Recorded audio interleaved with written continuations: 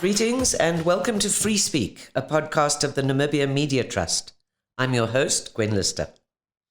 It's something everyone needs, whether they know it or not, and that's access to information, which is described as the ability of an individual to seek, receive, and impart information effectively.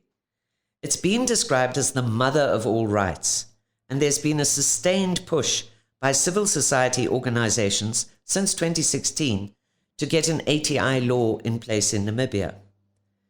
Our country is a little late to the party in terms of these laws, but we finally have a bill due to come up in the next session of Parliament and which we hope will soon become law. We won't focus on the technicalities of the draft bill today, except to say that apart from a few issues, it has most of the things required to be a good law. But more specifically, I think today we want to talk about the principle of ATI, access to information, and its resonance or not in the lives of Namibians. So to help us shed light on why access to information is important for all citizens in general, and the journalism fraternity in particular, I have two great guests with me today. Linda Magano Baumann is a feminist, gender and human rights activist, also a member of the Action Namibia Coalition, and Augetto Graig is a journalist with Die Republikein and a member of the steering committee of the nascent Media Professionals Union of Namibia. So welcome to you both, and thanks for joining us today. If I could start with you, Linda. We're living not only in a period of pandemic, which has turned life as we know it upside down globally, but also in very hard economic times for the majority. How do we convince people, especially at grassroots level, that they actually need ATI, which is probably at the moment not a priority in the lives of most whose major preoccupation is to put food on the table? Also, perhaps I can add to that, how can ATI transform especially the lives of poor and more marginalized people? And if you can, give us some examples to illustrate this. Thank you, Gwen. I think for me, the quite levels on your question, and I'll start with the issue around the importance that people's basic rights are first respected. That's the entry, because once we understand and dignify every person's life, and that it levels on the civil and political rights, because that's the first level, because that's also where the one right of us as people is, like stated in our constitution, which is Article 21, which is the freedom of expression, which links to the whole ATI linkage of discussion that I'm hoping we'll also explore. But then for me is how I see it is that if we look at access to information and with the work that I've done as an activist on the ground, it's evident that people there's a disconnection of access to information and basic human rights. Right. And also there's there are factors that influence us, which is our political landscape. And that for me already talks a lot about how people look at access to information in the sense of whether I have the right to get information and when can I speak around that information. Mm-hmm. And engaging our communities was evident that people understand that organizational and institutional engagements are not their priorities to be able to affirm issues that are happening, but the issue of service delivery, that's where the citizen becomes agitated. Because when access to services are not attained, that basically means access to information is a problem. Because if I don't have information, I will not know where to get the service. And I think that's where you see us as activists getting up, but also you see citizens speaking towards the issue of services. And when you talk about services, this is where you link the state, local authorities, and then the state. And that's where the issue of accountability, good governance, and transparency comes in. And that's why there's a need for us to have a discussion around access to information, because those three pillars are principles that would make me as a citizen know my rights are protected, they are dignified. That is why I'm able to have services, because the information is available, but also the quality of service that plays a role around that. So that's the interlinked issues for me. Because right now, taking your question again, with the situation that we're having around the COVID-19 pandemic, people's issues are bread and butter issues. Right. So if the bread and butter issues are key for me, then access to information on where do I get that social grant or that social welfare food support, that information is not out there. That is where the basic entry comes in of discussion. And I think that hasn't taken place because, yes, you have entity of your regional officers or your governors that are giving this information out, but the system itself hasn't worked for us on the ground. And that is why you'll forever hear the issues of corruption coming and manipulation and conflict of interest, because if I don't get services, it basically means my rights are infringed and I'm not dignified as a person. I'm not being protected by the people I've elected over a period.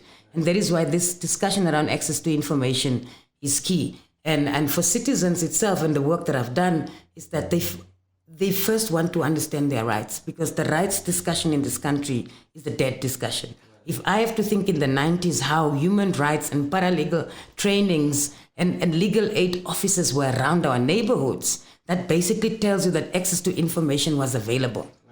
But now you can't have it. You have to go to a police station. You can't find even legal assistance decentralized like it used to be at ShopRite, where families would walk down my child, my family problem.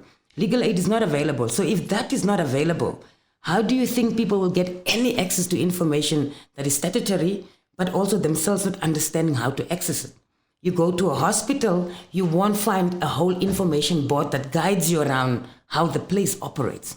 You have to ask people, and then you get sent around from one layer to another. So just to encapsulate your question, to say that access to information is a key issue that needs to be unpacked, and Namibians haven't discussed it.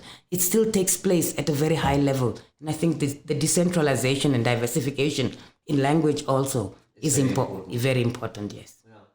And obviously linked very closely to access to information, and one of the major players in the access to information scenario is, of course, the media. Maybe we can describe access to information in a sense as an antonym for secrecy. Again, I think it's a question of the phrase and the understanding people have around it. But not many people would argue against the need for a more open and transparent society. And governments, by their very nature, tend to believe that public information belongs to them. All too often they cite things like confidentiality, and of course, one of the most popular slogans is national security, as a reason to withhold that kind of information from people. Augetto, as a journalist who wants to be obviously as accurate and comprehensive in your reporting as possible, to what extent does or has government secrecy impacted on your role as a journalist? Thank you very much, Gwen. Over the years, there have been numerous experiences where my ability to present accurate, interesting, and timely information to the reading audience was limited by government's tendency to withhold information. And practical issues that come to mind are, for instance, the ability to verify the truth of what somebody says. Because there isn't a repository of information that I can access which has records of what has happened. Often you are reliant on a top official or even a minister to tell you what the situation is. And then you have to believe what that person says, because you can't verify it easily against a better source. So I think that there are so many examples. One that I encounter almost constantly is I'm looking for a particular person who can answer a question. They have the authority, they're the proper person. So I call the office and I speak to a receptionist or a secretary or some person on the front line.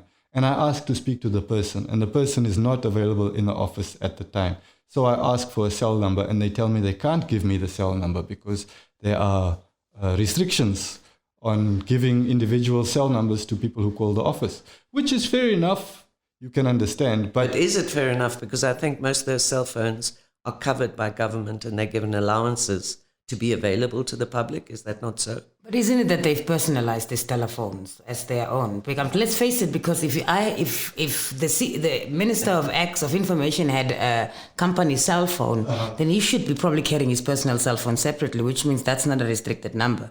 And that then hampers your ability to get the information that is required. And that information is required in order to make the story fair and balanced most of the time. Sometimes you've heard something outrageous. So you want to hear from the authority. There's this rumor which is possibly damaging. Can you tell me what the reality is so that I can inform the public?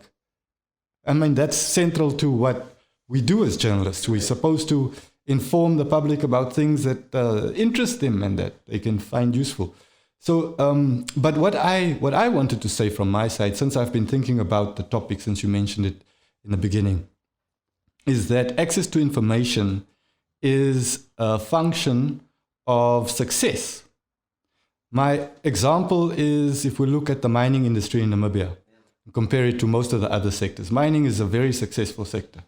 And the reason, therefore, is because mining is so capital intensive that most of the mines are funded by listed companies.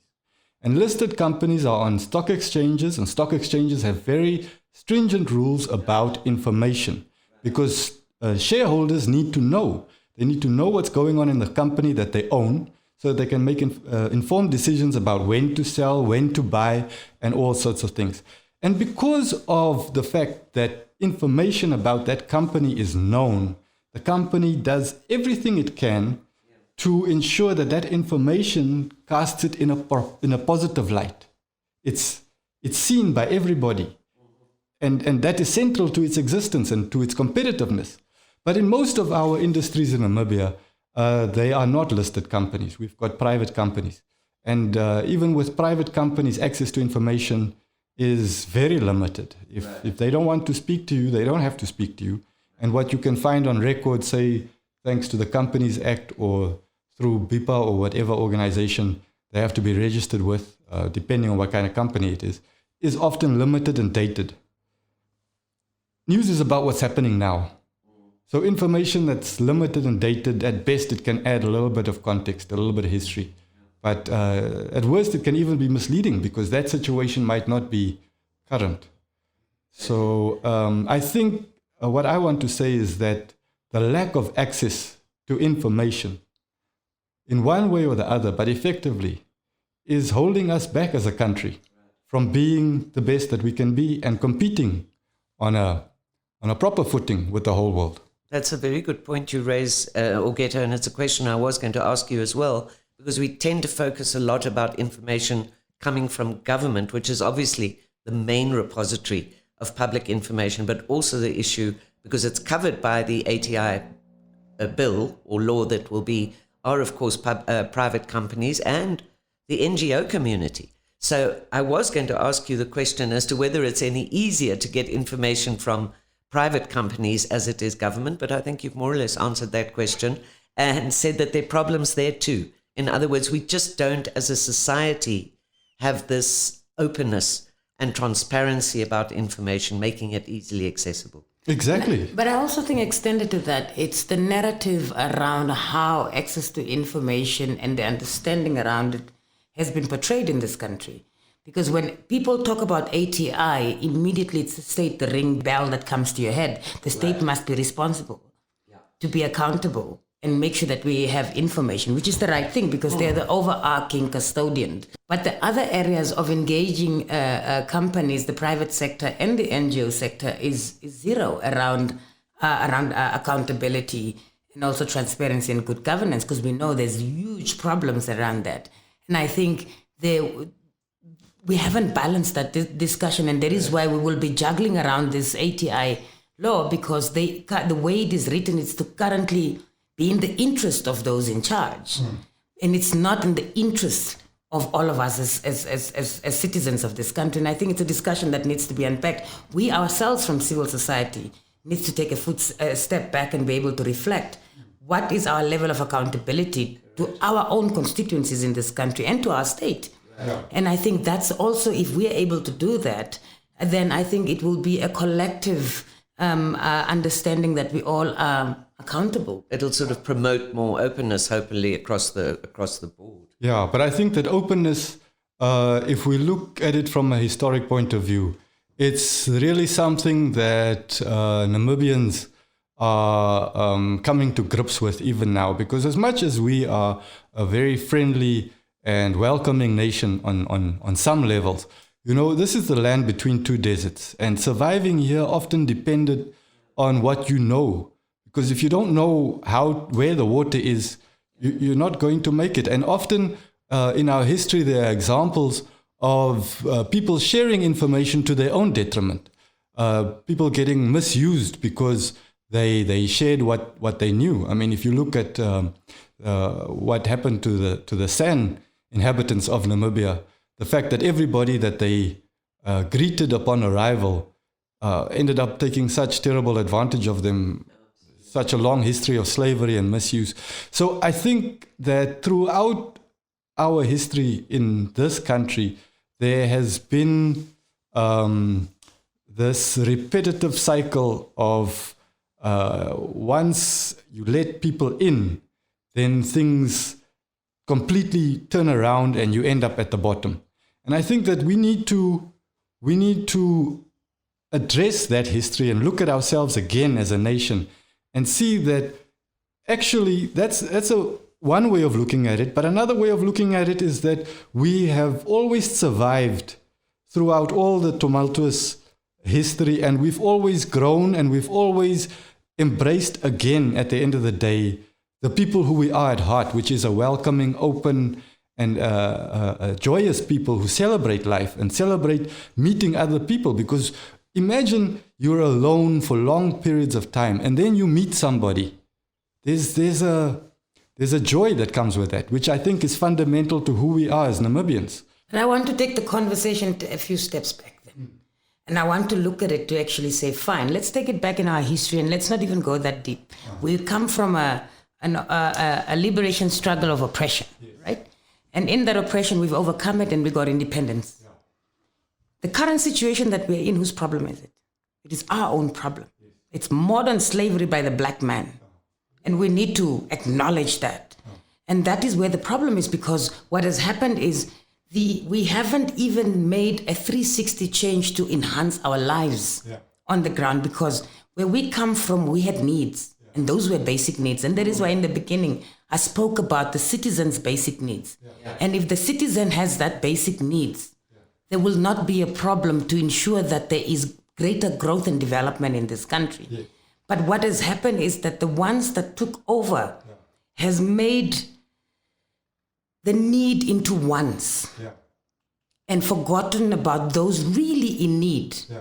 Because then we've camouflaged the cake and put sprinkles on top, forgetting that the dough is still moist and it needed to rise. And that is why many of us have been left out. You cannot have a population of 2.3 million people and there is over 60% rate of poverty in this country. It is impossible. It's impossible. But I think that if we're going to look at ourselves, if we're going to face these things, we have to know about them. And that brings us back to access to information. You know, you were talking about the cake that's been covered over and put sprinkles on. The way that has been done is by limiting information and also presenting it in a way that is not always accurate or relevant or the proper way. If we're going to that takes me back to the issue around the media then. Yes. I have been hungry in this country to really see every media house having investigative journalism taking place, digging as deep as possible and making this leadership in this country uncomfortable. We get that and they stop. And I understand it's because information is limited, like you would have like you shared earlier. Yes. But we need to be able to reclaim those ethics of journalism back and be able to hold the state accountable and have uncomfortable conversations, because we must also know that and acknowledge that the media is captured. Yes. It's captured to the journalist and to the end, because most of our journalists are lazy. You take a press statement, and you copy it exactly as it is. And sometimes I've received it via email and I'm reading an article tomorrow morning which is no different of what I read the previous night. Yeah. So I have a problem with that. And then the statement might sound very harsh. Yeah. And I'm saying that so that they can get an awakening. Yeah.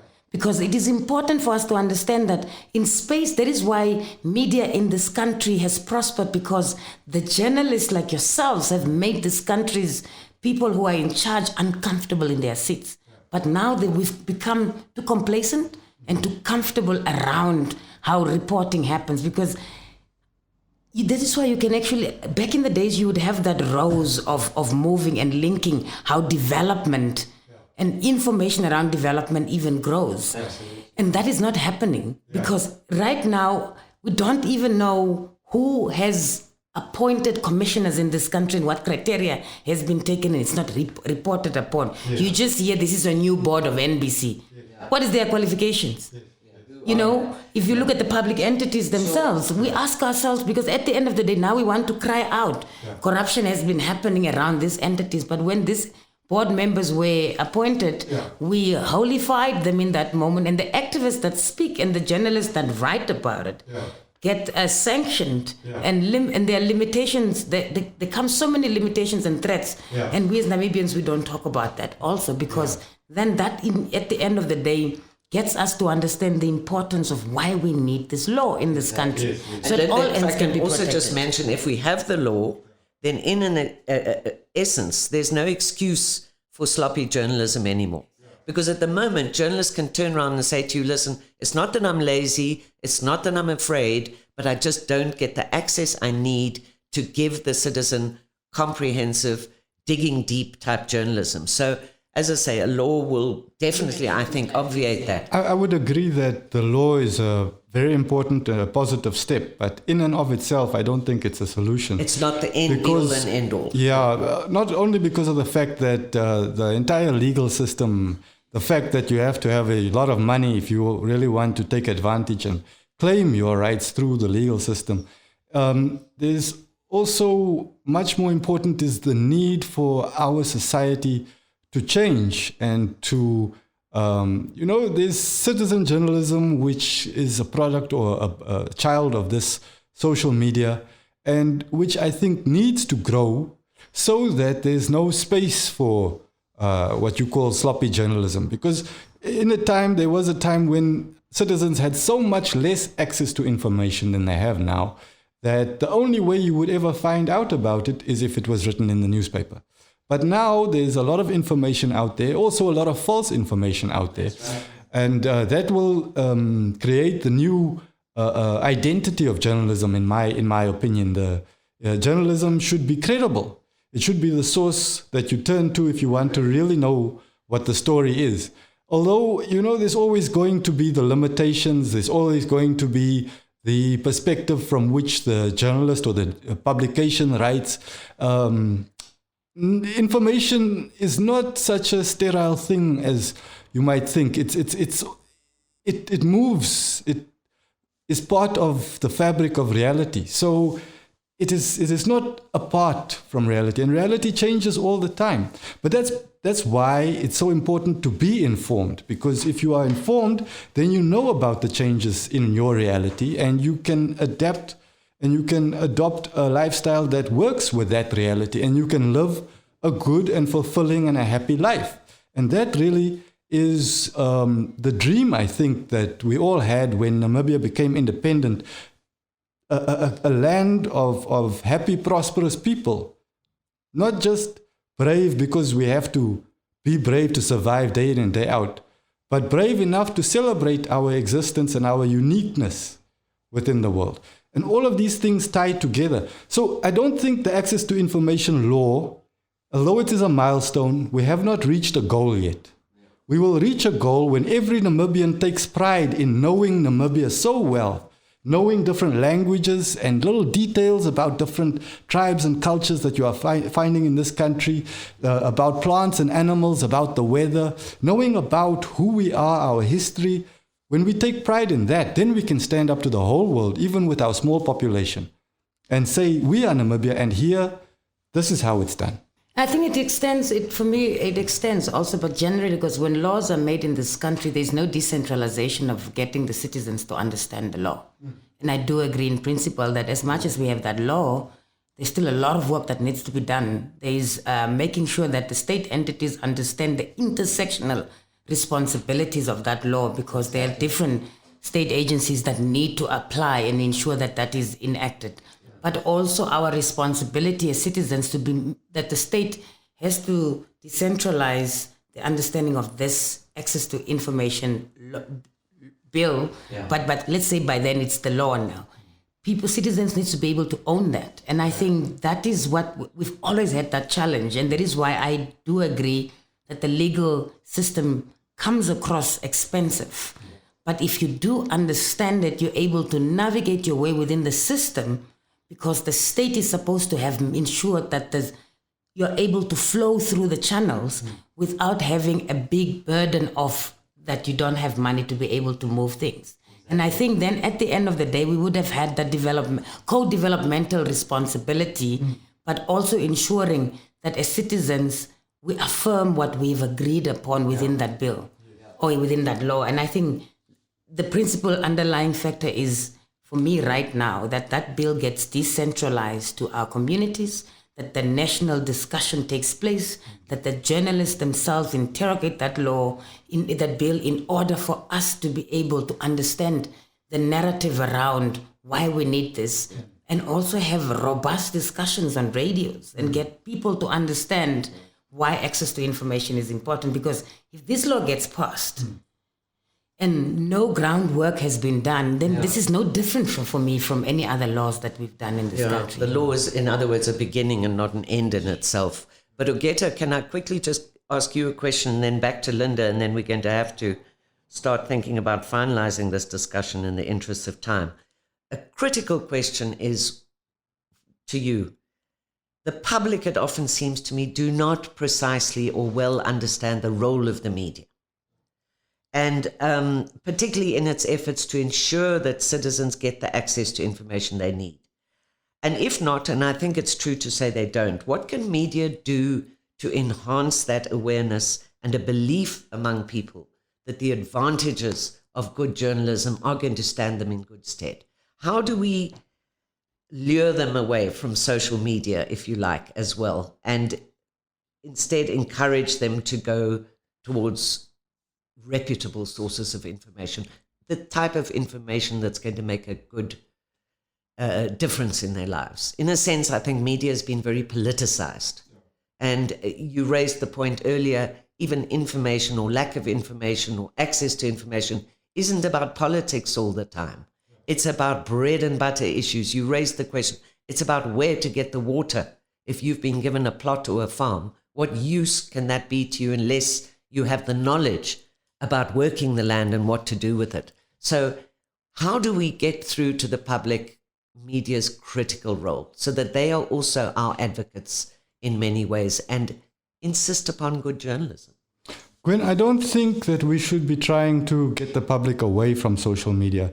I think that we should be... Well, away from disinformation rather than...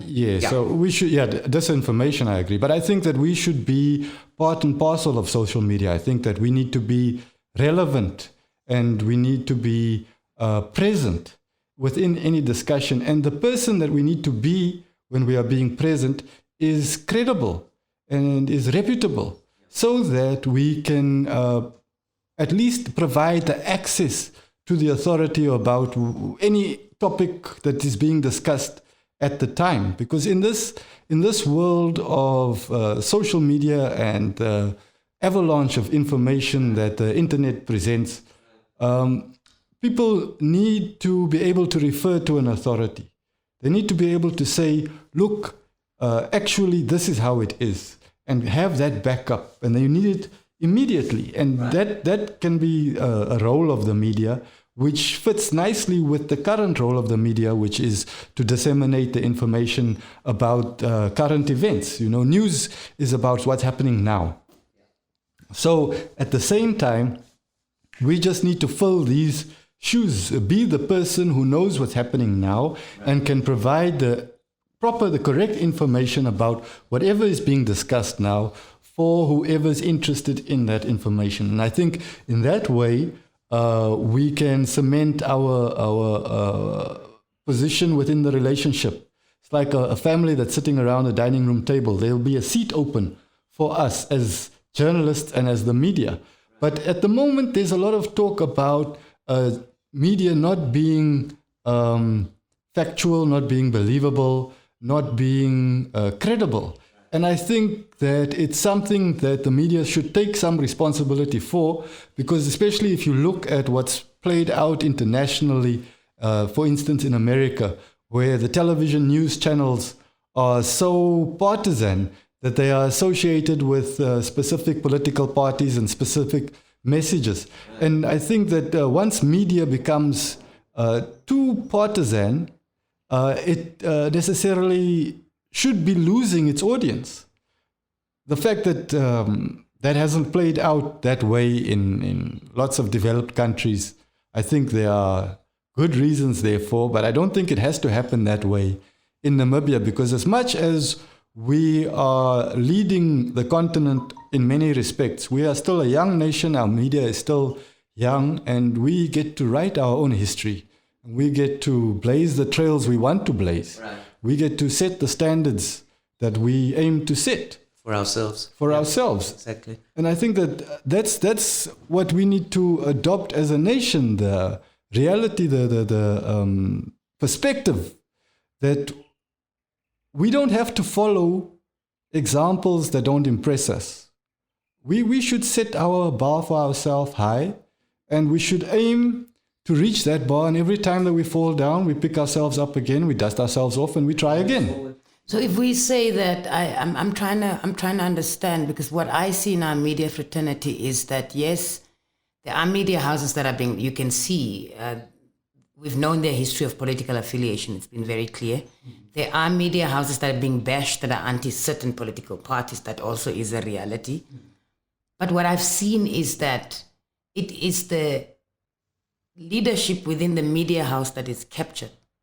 And then sometimes you won't see the portrayal of them being partisan on the paper, but you'll see the different segments of promotion of their parties, them being partisan. So what I mean by that for me is sometimes you see that very silent, because we are very diplomatic as Namibians in terms of how we show our association. Yeah. We penetrate very gentle. Yeah. And I've seen journalists sometimes not being able to segregate their role as individuals, being partisan or non-partisan. And I'm going to that level because that's where we need to reground our journalists, because I cannot sit in a space knowing that Augetto just reported yesterday, and today we're sitting chilling at this spot, and this Augetto is very clear about the background of where he was coming from with his article. And you could read in the article how pro it is and how they take pride on a particular political party. So that makes you wonder how they also navigate themselves through the editors. No, definitely. Making sure that, so I'm just throwing that out there, that we have a very diplomatic way. That's a very valid point. And as a practitioner in the media space, as a journalist, I would like to strive to be the go-to guy for whatever piece of news you want. But as somebody who reads newspapers and somebody who enjoys news, I know from experience that you can't just depend on one source. You will never get the proper picture, the true picture. You have to look at it from different angles. And when it comes to news, that means reading different newspapers, listening to different radio stations, watching different television channels, and going and doing research for yourself. And people need to be their own verifiers and fact checkers. You know, it's got to be something you do as an individual. And in today's world, you can. We're moving towards the end here, believe it or not. And this is the problem when it's an interesting discussion. But I just want to end by saying, that obviously we've agreed. A law in itself isn't the be-all and end-all. Problems will remain afterwards. In fact, the biggest challenges come then. Citizens may still be afraid to assert their rights to information, either due to fear or the culture of not questioning authority. Some structural barriers will remain, and one of those is, of course, poor access to the internet on the part of poorer communities in remote areas particularly. Also, I think ATI doesn't necessarily lead to greater citizen participation. We hope it does, but that's not necessarily the case. So just two quick final thoughts from the both of you. on how we go forward from here and how we can make this right to information, or the demand for the right to information, resonate among the people. Linda, please go ahead, and then Augetto. I think for me, is the first level would be that as the bill goes back to Parliament, that we have a national dialogue that takes place around the bill, and that citizens get engaged. That us as citizens take responsibility of that right that we are entitled to, in terms of freedom of expression, but also the alignment to right to information. But then extended to how they are able to take responsibility in ensuring that they seek information and question, and not just swallow, because that has been our tradition in Namibia. Whatever you read this is fact. And I think what you said, Augetto, is a very key thing that I want to pull and say, that double check your facts and question everything before you can swallow. And I think that's what we need to do. It's a very fast, sharp, because by the time we have the dialogue, we are able to actually question ourselves and our responsibility as citizens towards access to information. I would just say that life is about being present. So we need to be present in our lives here in Namibia. And to do that, we need to know what's going on. So we need to inform ourselves. We need to gather information. And for that, we as a country are about to adopt an access to information law, which is an important step forward. We can celebrate it, but it doesn't matter. It doesn't change anything unless it's in ourselves, in our own behavior. We need to access information for ourselves. And instead of also being land of the brave, we need to be the land of the truth seeker. Yes. Thank you both. That's a wrap. Thank you both very much for the time. I wish we could have continued for another hour. You're very welcome. Thank you, guys. Thanks, Linda. Thanks.